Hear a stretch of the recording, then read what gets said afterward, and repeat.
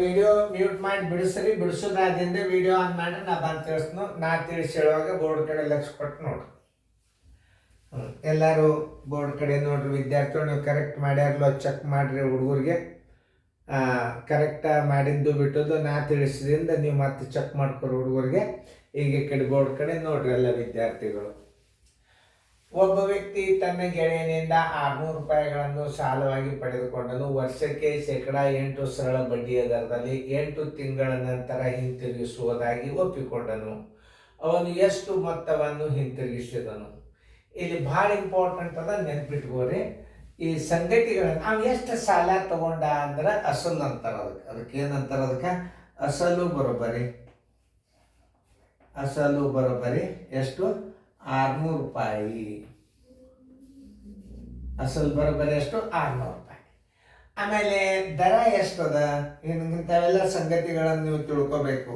ದರ ಬರೋಬ್ಬರಿ 8%. 8% ಅಂದ್ರೆ ಏನು? 100ಕ್ಕೆ 1 ವರ್ಷಕ್ಕೆ 8 ರೂಪಾಯಿ. ಪ್ರತಿ 100 ರೂಪಾಯಿಗೆ 8 ರೂಪಾಯಿ ಹೆಚ್ಚಾಕೋತ ಹೋಗ್ತದೆ. ಇದಕ್ಕೆ ಪ್ರತಿ 100 ರೂಪಾಯಿ 8 ಅಂದ್ರೆ ಎಷ್ಟಾಗ್ತದೆ ನೋಡಿ? 648 ರೂಪಾಯಿ ಬಡ್ಡಿ ಆಗ್ತದೆ 1 ವರ್ಷಕ್ಕೆ. ಹಿಂಗೆ ತಿಳ್ಕೊಬೇಕು.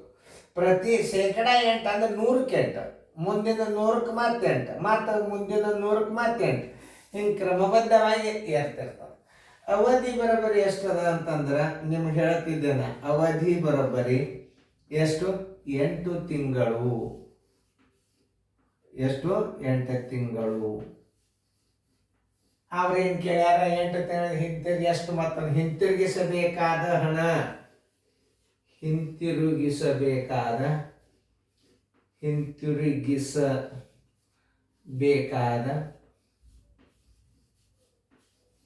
ಹಣ. ಅದಕ್ಕೆ ಇನ್ನೊಂದು ಹೆಸರು ಮೊತ್ತ. ಬರೋಬ್ಬರಿ ಎಷ್ಟು? ಮತ್ತಂದ್ರೆ ಏನು?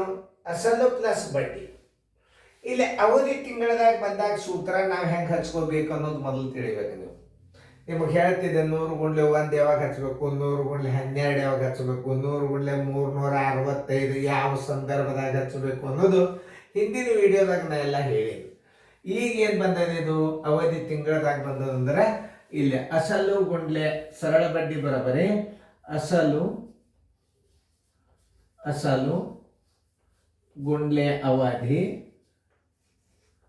ಅವಧಿ ಗುಂಡ್ಲೆ ದರ. ನೋಡಿ ಸರ್ವಾಸವಾಗಲಿ 100 ಗುಂಡ್ಲೆ, ಇಲ್ಲಿ 1 ಬರಿಬಾರ್ದು, 12 ಬರಿಬೇಕು. ನೋಡಿ ಈಗ ನಾ ಹೇಳಿದ್ದಿ, ಈಗ ನಿಮ್ಗೆ ಉಪಯೋಗ ಆಗ್ತಿ. ಬಂದಿದ್ದಿಲ್ಲ, ಭಾಳ ಸಲ ನೋಡಿದ್ದೆ ನಾ. ತಿಂಗಳದೊಳಗೆ ಬಡ್ಡಿ ಕಂಡು ಹಿಡೀರಿ ಅಂತ ಬಂದಿದ್ದಿಲ್ಲ, ಈಗ ಬಂತು. ಅದನ್ನು ನೀವು ಹೆಂಗೆ ಹಚ್ಕೋಬೇಕನ್ನೋದು ಇಲ್ಲೇ ನೋಡ್ರಿ. ಒಟ್ಟಲ್ಲಿ ಯಾಕೆ ತಪ್ಪೋದಿಲ್ಲ ನಿಮಗೆ? ಇಷ್ಟು ಪದ್ಧತಿ ಪ್ರಕಾರ ಲೆಕ್ಕ ನೀವು ಕಲ್ತ್ರಿ, ನಿಮ್ಗೆ ಯಾವ ಗಣಿತನೂ ತಪ್ಪೋದಿಲ್ಲ. ಇಲ್ಲಿ ಯಾಕೆ ನಾವು 12 ಹಚ್ಚಿದೇವು ಅಂದ್ರೆ ಅಲ್ಲಿ ಅವಧಿ 8 ತಿಂಗಳದ. ತಿಂಗಳದಾಗ ಅವಧಿ ಇರ್ತಂದ್ರೆ 100 ಗುಂಡ್ಲೆ 12 ಹಚ್ಬೇಕು ನೀವು. ಆಮೇಲೆ ದಿನದಾಗಿತ್ತಂದ್ರೆ 365, ವರ್ಷದಾಗಿತ್ತಂದ್ರೆ 1. ಇಲ್ಲಿ 1 ಬಂತು ಅಂದ್ರೆ ಅವಧಿ ವರ್ಷದಾಗದಂತೆ ಹಿಂತಿರುಗಿಸಬೇಕಾದ ಹಣ ವರ್ಷದೊಳಗೆ ಇರ್ತದ. ಅಷ್ಟು ನೀವು ತಿಳ್ಕೊಂಡು ಬಿಟ್ರೆ ಸಾಕು. ಅಸಲು ಎಷ್ಟದ ನೋಡ್ರಿ? 600 ರೂಪಾಯಿ ಅದ. ಅವಧಿ 8 ತಿಂಗಳದ. ದರ 8 ಅದ. ಸರ್ವತ್ಮಾಗಲಿ 100 ಗುಂಡ್ಲೆ 12. ನೋಡ್ರಿ ಈಗ ನಿಮ್ಗೆ ಎಷ್ಟು ಉಪಯೋಗ ಆಯ್ತು ನೋಡ್ರಿ ಸೂತ್ರ. ಇವೆರಡು 0 ಅದು, ಇವೆರಡು 0 ಅದು. ಆಮೇಲೆ 6 1 6 2 2 1 2 4 ಎಷ್ಟಾಯ್ತು ಬಡ್ಡಿ? 32 ರೂಪಾಯಿ ಬಡ್ಡಿ ಆಯ್ತು. ಎಷ್ಟಾಯ್ತು? ಅವಧಿ 8 ತಿಂಗಳಿಗೆ ಎಷ್ಟು ಬಡ್ಡಿ ಆಯ್ತು? 600ಕ್ಕೆ 32 ರೂಪಾಯಿ ಬಡ್ಡಿ ಆಯ್ತು. ಹಿಂತಿರುಗಿಸಬೇಕಾದ ಸರಳ ಬಡ್ಡಿ ಬರೋಬ್ಬರಿ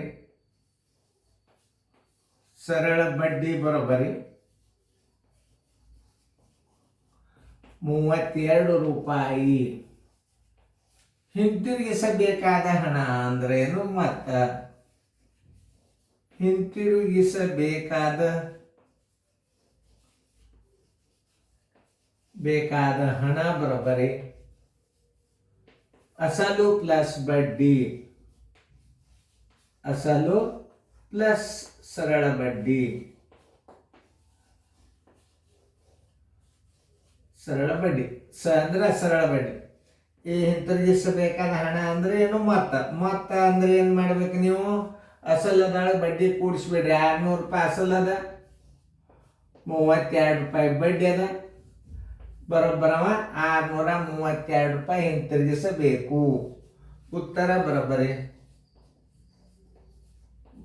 632 ರೂಪಾಯಿ. ಉತ್ತರ ಸಂಖ್ಯೆ ಎಲ್ಲದ ನೋಡ್ರಿ, 632. ಉತ್ತರ ಸಂಖ್ಯೆ ಡಿ. ಎಷ್ಟು ಚಂದಂಗೆ ತಿಳ್ಕೊಂಡ್ಬಿಟ್ರೆ ಮುಗಿದೇ ಹೊತ್ತು. ಇನ್ನೇನು ನಿಮ್ಗೆ ಹೇಳೋದೇ ಬೇಡ, ಮುಂದಿನ ಗಣಿತ ತಾವೇ ಬಂದು ಬಿಡ್ತಾವು.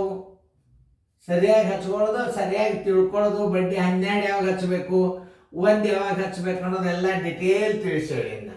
ನೋಡ್ರಿ, ಇನ್ನೊಂದ್ಸಲ ವಿಡಿಯೋ ಪ್ಲೇ ಮಾಡಿ ನೋಡ್ರಿ, ಟೈಮ್ ಇದಾಗ್ತದೆ. ಇವು ಮಾಮೂಲಿ ಬರ್ತದೆ, ನಿಮಗೆ ಲಕ್ಷ ಕೊಟ್ಟು ನೋಡ್ರಿ.